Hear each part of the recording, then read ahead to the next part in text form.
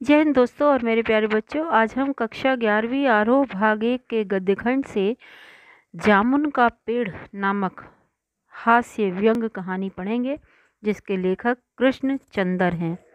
जामुन का पेड़ एक बहुत ही प्रसिद्ध हास्य व्यंग कथा है और जैसा कि आप जानते हैं, हास्य व्यंग में चीज़ों को बहुत बढ़ा चढ़ाकर दिखाने की परंपरा है, तो ये कहानी उसी परंपरा का अनुपालन भी करती है।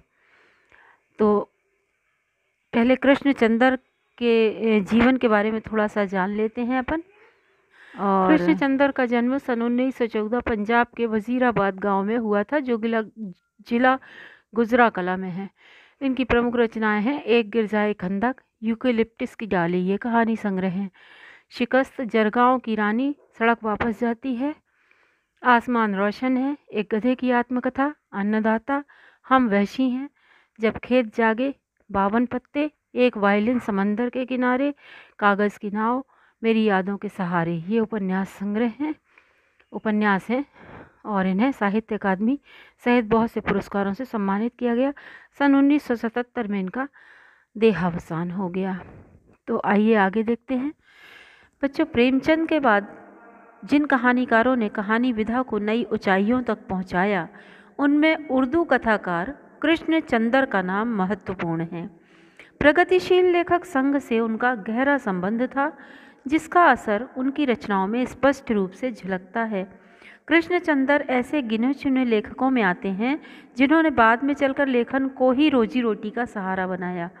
कृष्णचंदर की प्राथमिक शिक्षा पुंछ में हुई। उच्च शिक्षा के लिए वे 1930 में लाहौर आ गए और फॉर्मेन क्रिश्चियन कॉलेज में प्रवेश लिया। 1934 में पंजाब विश्वविद्यालय से उन्होंने अंग्रेजी में एमए किया। बाद में उनका जुड़ाव फिल्म जगत से हो गया और अंतिम समय तक वो मुंबई में ही रहे। यूँ तो कृष्णचंदर ने उपन्यास, नाटक, रिपोर्टाज और लेख भी बहुत से लिखे हैं, लेकिन उनकी पहचान कहानीकार के रूप में अधिक हुई है।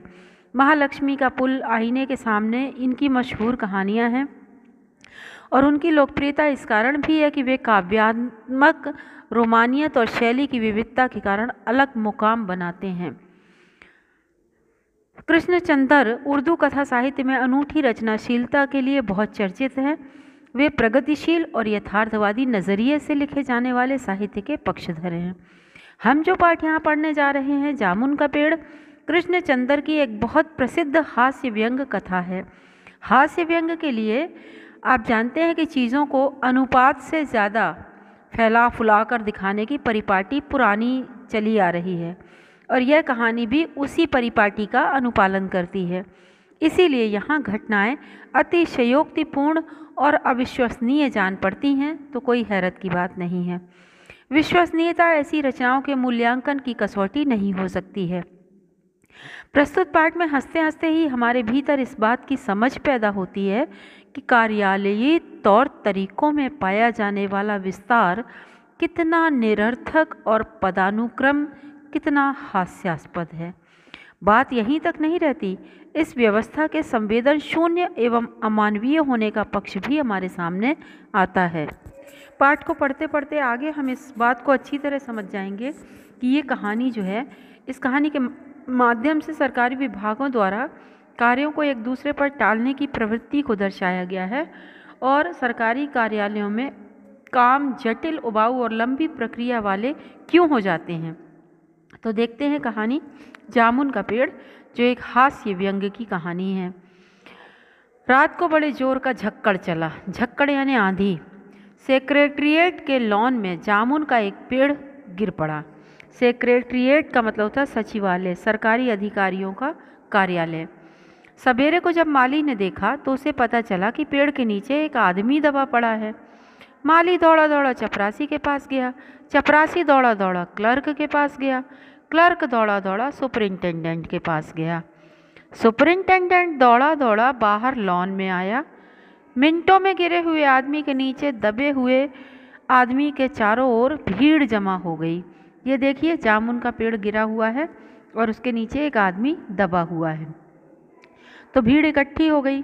जैसा कि आम लोगों की आदत होती है, कहीं भी कोई घटना घटती है तो भीड़ इकट्ठी करके वो अपनी अपनी प्रतिक्रियाएं देना शुरू कर देते हैं। वैसे ही यहाँ भी हो रहा है। बेचारा जामुन का पेड़ कितना फलदार था, एक क्लर्क बोला। दूसरा क्या कहता है, और इसकी जामुनें कितनी रसीली होती थीं। मैं फलों के मौसम में झोली भर कर ले जाता था और मेरे बच्चे इसकी जामुनें कितनी खुशी से खाते थे। तीसरा क्लर्क लगभग रुआंसा होते हुए बोला। अच्छा, अब उनको ये होश नहीं कि दबा हुआ आदमी है उसके बारे में कुछ सोचें। नहीं, उन्हें जामुन का पेड़ गिरने की तकलीफ़ है, दुख है, उसके लिए वो मातम मना रहे हैं। पर वो पेड़ के नीचे जो दबा हुआ आदमी है उस पर किसी का ध्यान नहीं है, उसके बारे में कोई नहीं सोच रहा है। माली ने दबे हुए आदमी की तरफ इशारा किया। मगर यह आदमी? सुपरिंटेंडेंट सोच में पड़ गया। अच्छा हाँ, ये आदमी। चपरासी ने पूछा, पता नहीं जिंदा है कि मर गया? तो दूसरा चपरासी बोला, मगर मर गया होता, इतना भारी पेड़ जिसकी पीठ पर मर गया होगा, इतना भारी पेड़ जिसकी पीठ पर गिरा हो वो कैसे बच सकता है? दूसरा चपरासी बोला। तब दबे हुए आदमी ने ही कराहते हुए कहा, नहीं, मैं जिंदा हूँ। जिंदा है? एक क्लर्क ने ताज्जुब से कहा कि इतना भारी पेड़ गिरने के बाद भी ये जिंदा है। पेड़ को हटाकर इसे जल्दी से निकाल लेना चाहिए। माली ने सुझाव दिया। देखो, माली अच्छा बंदा है। मुश्किल मालूम होता है, एक सुस्त कामचोर और मोटा चपरासी बोला। सोचा, अरे यार, अब ये काम बढ़ जाएगा, पेड़ हटाना, आदमी को निकालना। पेड़ का तना बहुत भारी और वजनी है। सुस्त कामचोर और मोटा चपरासी बोला। क्या मुश्किल है? माली बोला। अगर सुपरिंटेंडेंट साहब हुक्म दें तो अभी 15-20 माली, चपरासी और क्लर्क लगकर पेड़ के नीचे से दबे हुए आदमी को निकाला जा सकता है। माली ठीक कहता है। बहुत से क्लर्क एक साथ बोल पड़े, लगाओ जोर। देखो, माली बहुत अच्छा व्यक्ति है, इसलिए दबे हुए व्यक्ति को लेकर वो चिंतित था और उसको बचाना चाहता था। तभी उसने सुझाव दिया कि अगर सुपरिंटेंडेंट साहब आदेश दे दें तो अभी 10, 15, 20 माली, चपरासी, क्लर्क सब मिलकर इस आदमी को निकाल लेंगे। पर यहाँ पर देखिए क्या एक साथ बहुत से लोग पेड़ उठाने को तैयार हो गए। ठहरो, सुपरिंटेंडेंट बोला, मैं अंडर सेक्रेटरी से पूछ लूँ। सुपरिंटेंडेंट अंडर सेक्रेटरी के पास गया। अंडर सेक्रेटरी डिप्टी सेक्रेटरी के पास गया। डिप्टी सेक्रेटरी ज्वाइंट सेक्रेटरी के पास गया। ज्वाइंट सेक्रेटरी चीफ सेक्रेटरी के पास गया। चीफ सेक्रेटरी मिनिस्टर के पास गया। मिनिस्टर ने चीफ सेक्रेटरी को कुछ कहा। चीफ सेक्रेटरी ने ज्वाइंट सेक्रेटरी से कुछ कहा। ज्वाइंट सेक्रेटरी ने डिप्टी सेक्रेटरी से कुछ कहा। डिप्टी सेक्रेटरी से कुछ कहा और डिप्टी सेक्रेटरी ने अंडर सेक्रेटरी से कहा। फाइल चलती रही और इसी में आधा दिन बीत गया। अब यहाँ पर आप देखिए, सरकारी कार्यालयों और अधिकारियों की कार्यशैली पर तीखा व्यंग किया गया है कि बड़े अधिकारी कागजी नियमों का तो पूरी कड़ाई से पालन करते हैं, परंतु प्रैक्टिकली कुछ नहीं करते हैं। छोटे छोटे कामों तथा संवेदनशील मामलों की भी फाइल बना दी जाती है, जो एक अधिकारी से दूसरी अधिकारी के पास तक, एक ऑफिस से दूसरे ऑफिस तक घूमती रहती है। अब यहाँ पर कितना संवेदनशील मामला है कि व्यक्ति दबा हुआ हो, उसकी जान की परवाह किसी को नहीं, फाइलें दौड़ा रहे हैं, उसकी फाइल बना दी गई। दोपहर के खाने पर दबे हुए आदमी के चारों ओर भीड़ इकट्ठी हो गई। लोग तरह तरह की बातें करने लगे। कुछ मनचले क्लर्कों ने समस्या को खुद ही सुलझाना चाहा कि हम ही उठा देते हैं पेड़ को और इसको बचा लेते हैं। वे हुकूमत के फैसले का इंतज़ार किए बिना ही पेड़ को अपने आप हटा देने का निश्चय कर रहे थे। इतने में सुपरिंटेंडेंट फाइल लिए भागा भागा आया। बोला, हम लोग खुद इस पेड़ को नहीं हटा सकते, हम लोग व्यापार विभाग से संबंधित है और यह पेड़ की समस्या है जो कृषि विभाग के अधीन है। मैं इस फाइल को अर्जेंट मार्क करके कृषि विभाग में भेज रहा हूँ, वहाँ से उत्तर आते ही इस पेड़ को हटवा दिया जाएगा। अब देखिए, फाइल कृषि विभाग चली गई। दूसरे दिन कृषि विभाग से उत्तर आया कि पेड़ व्यापार विभाग के लॉन में गिरा है, इसलिए इस पेड़ को हटवाने या ना हटवाने की जिम्मेदारी व्यापार विभाग पर पड़ती है। ये उत्तर पढ़कर व्यापार विभाग को गुस्सा आ गया।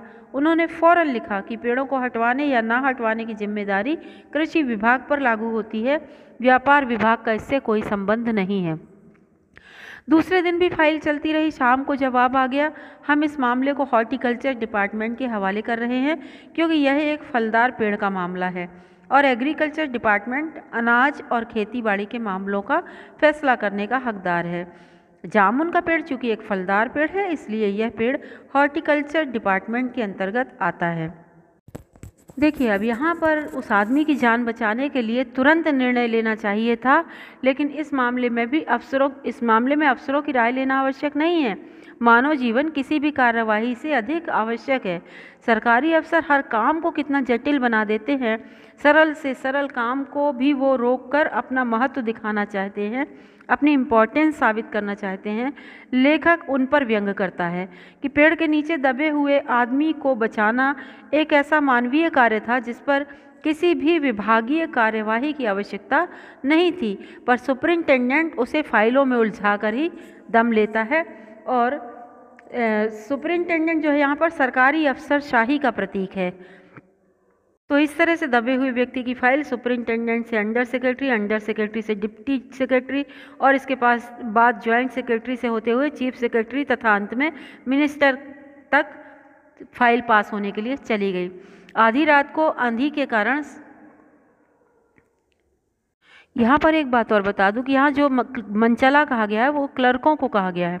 उन्हें मनचला इसलिए कहा क्योंकि सरकारी दृष्टिकोण से वो अनुशासनहीन है, क्योंकि अधिकारी जो लकीर के फ़कीर हैं वो स्वयं को सही मानते हैं और हर संवेदनशील मामले को, मतलब मामले की संवेदनशीलता को देखते हुए भी वो उस आदमी को बचाने वालों को लापरवाह कहते हैं। जबकि सच्चाई ये है कि क्लर्कों की सोच अधिकारियों से कहीं ज़्यादा मानवीय और बेहतर है। रात को माली ने दबे हुए आदमी को दाल भात खिलाया, जबकि उसके चारों तरफ पुलिस का पहरा था कि कहीं लोग कानून को अपने हाथ में लेकर पेड़ को खुद से न हटवाने की कोशिश करने लगें। मगर एक पुलिस कांस्टेबल को दया आ गई और उसने माली को दबे हुए आदमी को खाना खिलाने की इजाज़त दे दी। मतलब सरकारी अधिकारियों से पुलिस वाला ज़्यादा संवेदनशील है और ज़्यादा मानवीयता है उसमें, और वो जो चपरासी है वो ज़्यादा संवेदनशील है उनकी अपेक्षा। माली यहाँ पर सबसे अच्छा चरित्र है। उसने आदमी से कहा, तुम्हारी फाइल चल रही है, उम्मीद है कल तक फैसला हो जाएगा। दबा हुआ आदमी कुछ नहीं बोला। माली ने पेड़ के तने को ध्यान से देखकर कहा, अच्छा हुआ कि तना तुम्हारे कूल्हे पर गिरा है, अगर कमर पर गिरता तो रीढ़ की हड्डी टूट जाती। दबा हुआ आदमी फिर भी कुछ नहीं बोला। माली ने फिर कहा, तुम्हारे यहाँ कोई वारिस है तो मुझे उसका अता पता बताओ, मैं उन्हें खबर कर देता हूँ। दबे हुए आदमी ने बड़ी मुश्किल से कहा, मैं लावारिस हूँ। माली खेद प्रकट करता हुआ वहाँ से हट गया। देखिए माली कितना दयावान है, कितना दयालु है और कितनी मानवता है उसमें, बहुत संवेदनशील व्यक्ति है वो। तो सबसे अच्छा चरित्र तो यहाँ पर माली का ही है। तीसरे दिन हॉर्टिकल्चर डिपार्टमेंट से जवाब आ गया। बड़ा कड़ा जवाब था और व्यंग्यपूर्ण भी था। हॉर्टिकल्चर डिपार्टमेंट का सेक्रेटरी साहित्य प्रेमी जान पड़ता था। उसने लिखा था, आश्चर्य है, इस समय जब हम पेड़ लगाओ स्कीम ऊंचे स्तर पर चला रहे हैं, हमारे देश में ऐसे सरकारी अफसर मौजूद हैं जो पेड़ को काटने का सुझाव देते हैं, और वह भी एक फलदार पेड़ को, और वह भी जामुन के पेड़ को, जिसके फल जनता बड़े चाव से खाती है। हमारा विभाग किसी भी हालत में इस फलदार वृक्ष को काटने की इजाज़त नहीं दे सकता। देखिए कितना बेहुदा जवाब था हॉर्टिकल्चर डिपार्टमेंट का कि पेड़ गिर चुका है, उसको काटना नहीं है, गिर चुका है, गिरे हुए पेड़ को हटाकर इस एक आदमी की जान बचानी है। तो ये कहकर कि पेड़ लगाओ स्कीम ऊंचे स्तर पर चला रहे हैं, इसलिए हम फलदार वृक्ष को काटने की इजाज़त बिल्कुल नहीं दे सकते हैं। तो ये सरकारी अधिकारियों की कार्यप्रणाली पर व्यंग किया गया है और स्पष्ट किया गया है कि विभिन्न सरकारी कार्यालयों के बीच तालमेल के अभाव के कारण अत्यंत आवश्यक मामले भी लटक जाते हैं। इन सबसे बेखबर अधिकारी केवल अपने विभाग के नियम कायदों कानूनों में फंसे रहते हैं और आधारहीन बेहुदा तर्क देकर अनावश्यक अड़चनें डालते हैं। अब क्या किया जाए, इस पर एक मनचले ने कहा, अगर पेड़ नहीं काटा जा सकता तो इस आदमी को ही काट कर अलग निकाल दिया जाए। देखो ये भी एक व्यंग किया कि सही मतलब कानूनों में फंसा रहे हैं दांव पेच में, तो चलो आदमी को ही काट दिया जाए, क्योंकि मर तो वैसे भी रहा है। यह देखिए उस आदमी ने इशारा करके उपाय भी बताया कि अगर इस आदमी को ठीक बीच में से यानी धड़ से काटा जाए तो आदमी आधा इधर से निकल जाएगा, आधा उधर से बाहर आ जाएगा और पेड़ वहीं का वहीं रहेगा। दबे हुए आदमी ने आपत्ति प्रकट की, मगर इस तरह तो मैं मर जाऊंगा। अब देखिए यहाँ पर कि जामुन के पेड़ को काटने की अनुमति हॉर्टिकल्चर विभाग का सेक्रेटरी नहीं देता है, क्योंकि उसे जामुन के फलों की तो चिंता है, किंतु पेड़ के नीचे दबे हुए आदमी की कोई चिंता नहीं है। वह पेड़ लगाकर धरती को मनुष्यों के जीवन जीने योग्य बनाने के लिए तो प्रयासरत है, किंतु पेड़ के नीचे दबे हुए व्यक्ति के प्रति उसकी संवेदनशीलता समाप्त हो गई है।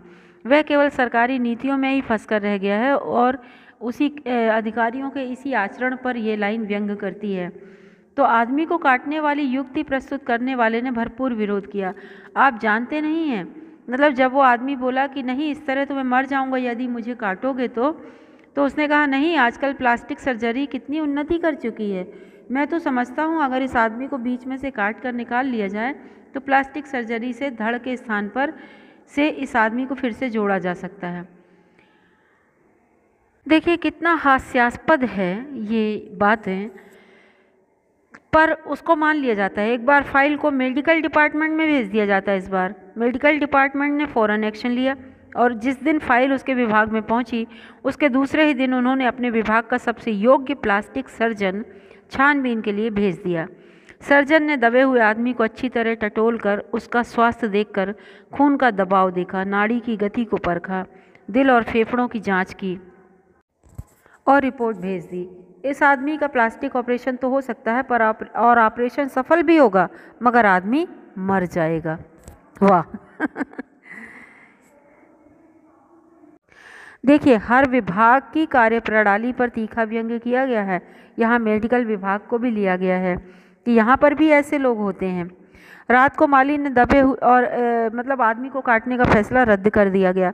रात को माली ने दबे हुए आदमी के मुंह में खिचड़ी डालते हुए बताया कि अब मामला ऊपर चला गया है। सुना है कल सेक्रेटरिएट के सारे सेक्रेटरियों की मीटिंग होगी, उसमें तुम्हारा केस रखा जाएगा। उम्मीद है सब काम ठीक हो जाएगा।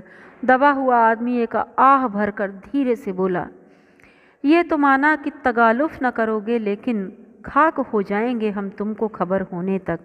मतलब उसने एक शायरी बोली कि ये तो मालूम है कि ठीक है लापरवाही नहीं करोगे, लेकिन जब तक तुम काम करोगे, जब तक तुम निर्णय लोगे, तब तक तो हम मर चुके होंगे, क्योंकि इतना लेट लतीफ़ और इतना मतलब इस छोटे से काम के लिए इतना ज़्यादा उलझा दिया पूरी प्रक्रिया को कि हम बचेंगे ही नहीं।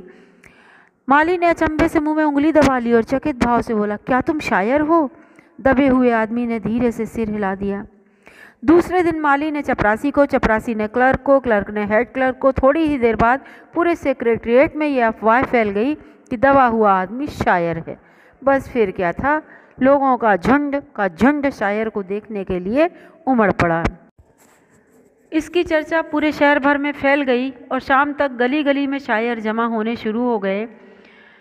सेक्रेटरिएट का लान भांति भांति के कवियों से भर गया और दबे हुए आदमी के चारों ओर कवि सम्मेलन जैसा वातावरण उत्पन्न हो गया। सेक्रेटरिएट के कई क्लर्क और अंडर सेक्रेटरी तक, जिन्हें साहित्य और कविता से लगाव था, रुक गए। कुछ शायर दबे हुए आदमी को अपनी कविताएं और दोहे सुनाने लगे। कई क्लर्क उसको अपनी कविता पर आलोचना करने को मजबूर करने लगे। मतलब कितना हास्यास्पद स्थिति है कि व्यक्ति मर रहा है, उसकी जान की परवाह किसी को नहीं है।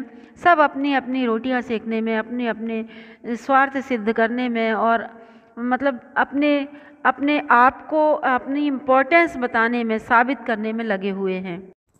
मतलब लॉन में जो इकट्ठे हुए लोग हैं वो पहली नज़र में साहित्य और कविता प्रेमी अवश्य लग रहे थे, परंतु वास्तव में वे सब तमाशबीन थे, कौतूहल प्रिय थे। वे सब एक शायर को देखने भर की इच्छा से वहाँ पहुँचे थे, उसे बचाने के लिए नहीं। अपने आप को कविता प्रेमी कहने वाले ये सभी लोग बहुत ही संवेदनशील थे, क्योंकि जैसे ही शायर होने की उसकी पुष्टि हुई वहाँ पर भीड़ लग गई, कवि सम्मेलन जैसा वातावरण बन गया। तो जब ये पता चला कि दबा हुआ आदमी एक कवि है, तो सेक्रेटरिएट की सर्व कमेटी ने फैसला किया कि चूंकि दबा हुआ आदमी एक कवि है, इसलिए इस फाइल का संबंध ना एग्रीकल्चर डिपार्टमेंट से, ना हॉर्टिकल्चर डिपार्टमेंट से, बल्कि सिर्फ कल्चरल डिपार्टमेंट से है। कल्चरल डिपार्टमेंट से अनुरोध किया गया कि जल्द से जल्द मामले का फैसला करके अभागे कवि को इस फलदार पेड़ से छुटकारा दिलाया जाए। फाइल कल्चरल डिपार्टमेंट के अनेक विभागों से गुजरती हुई साहित्य अकादमी के सेक्रेटरी के पास पहुंची। बेचारा सेक्रेटरी उसी समय अपनी गाड़ी में सवार होकर सेक्रेटरीट पहुंचा और दबे हुए आदमी से इंटरव्यू लेने लगा। तुम कवि हो? जी हाँ, दबे हुए आदमी ने जवाब दिया। पूछा किस उपनाम से शोभित हो? उसने कहा ओस। ओस! सेक्रेटरी जोर से चीखा। अच्छा, क्या तुम वही ओस हो जिसका गद्य संग्रह ओस के फूल अभी हाल ही में प्रकाशित हुआ है? दबे हुए कवि ने हुंकार में सिर हिलाया कि हाँ। क्या तुम हमारी एकेडमी के मेंबर हो? सेक्रेटरी ने पूछा। उसने कहा नहीं।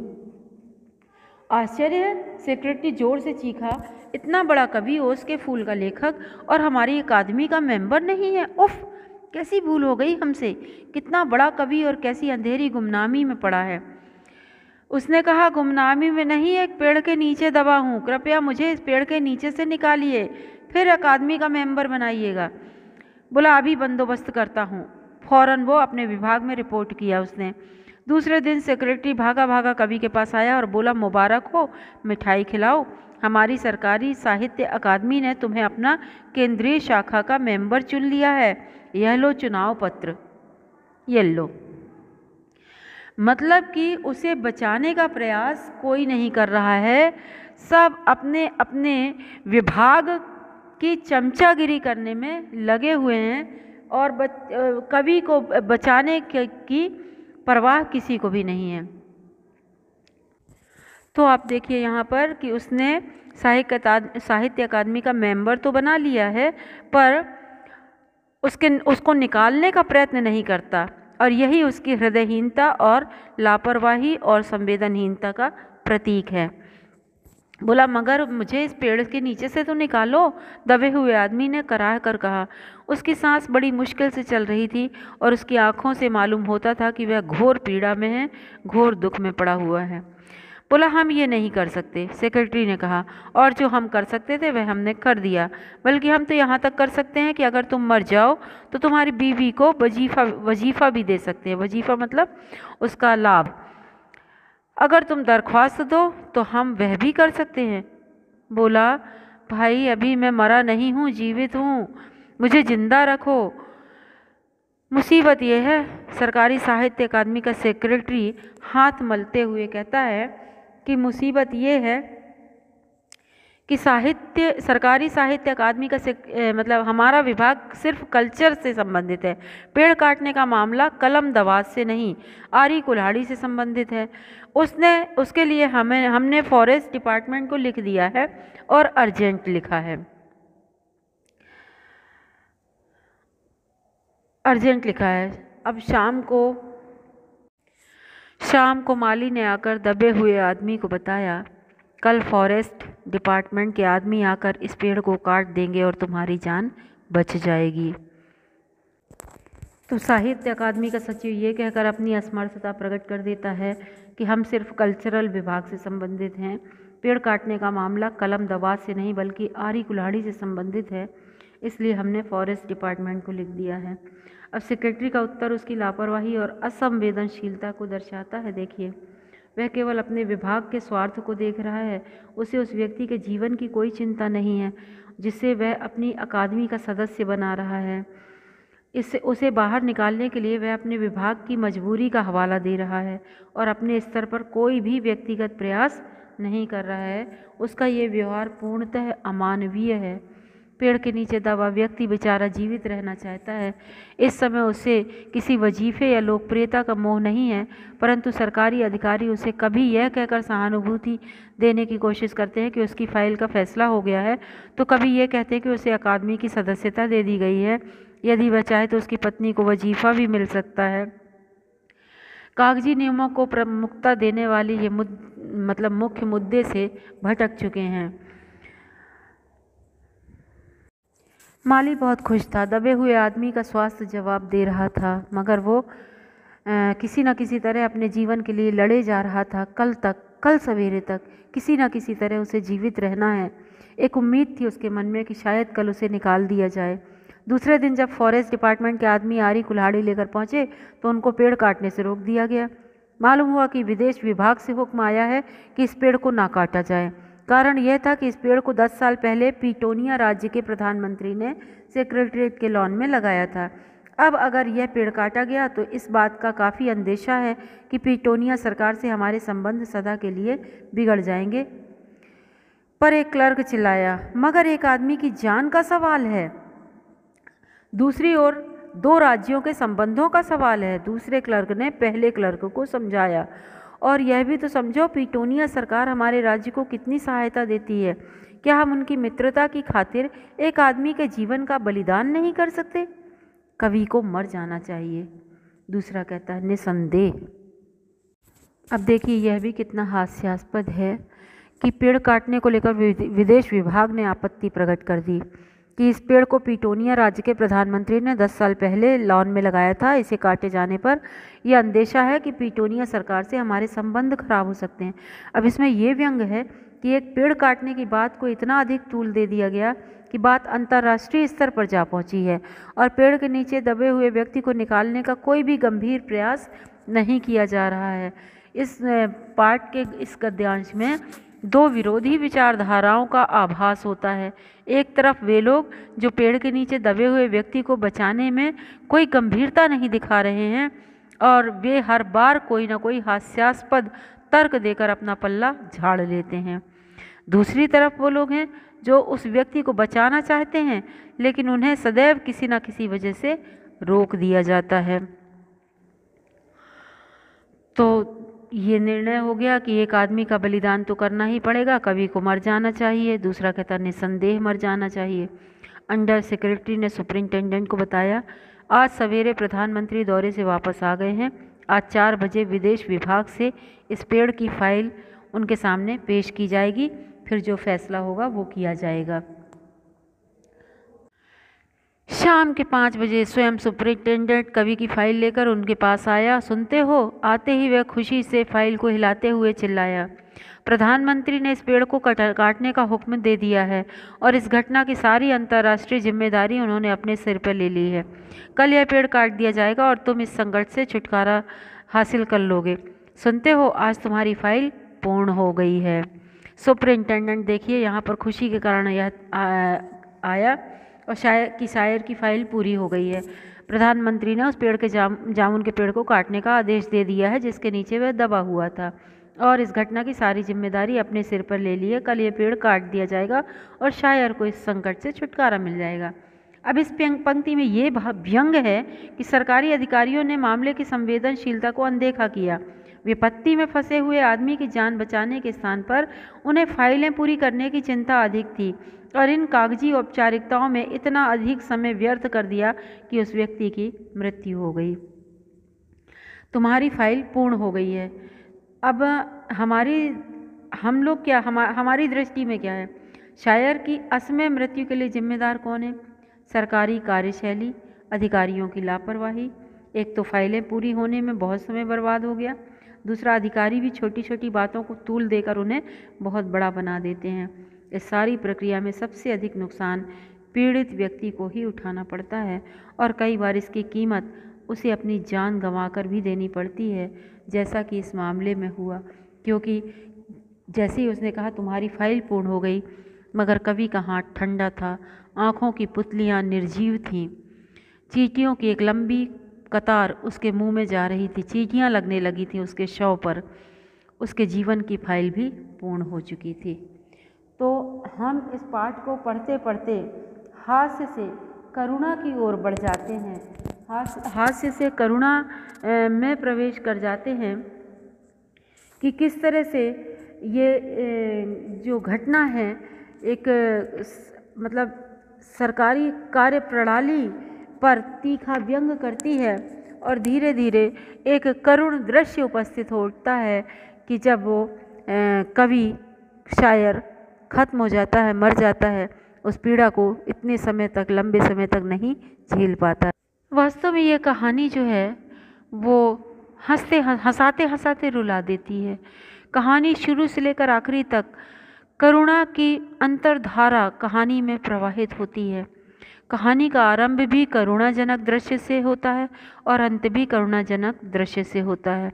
वास्तव में क्लर्कों, अधिकारियों और विभागों की एक दूसरे एक मतलब एक जो उनकी हरकत है, फूहड़ हरकतें हैं, वह करुणा को और भी अधिक गहरा कर देती है। तो ये कहानी जो है, ये ऐसी कहानी है जिसमें हास्य के साथ साथ करुणा का भी समावेश है।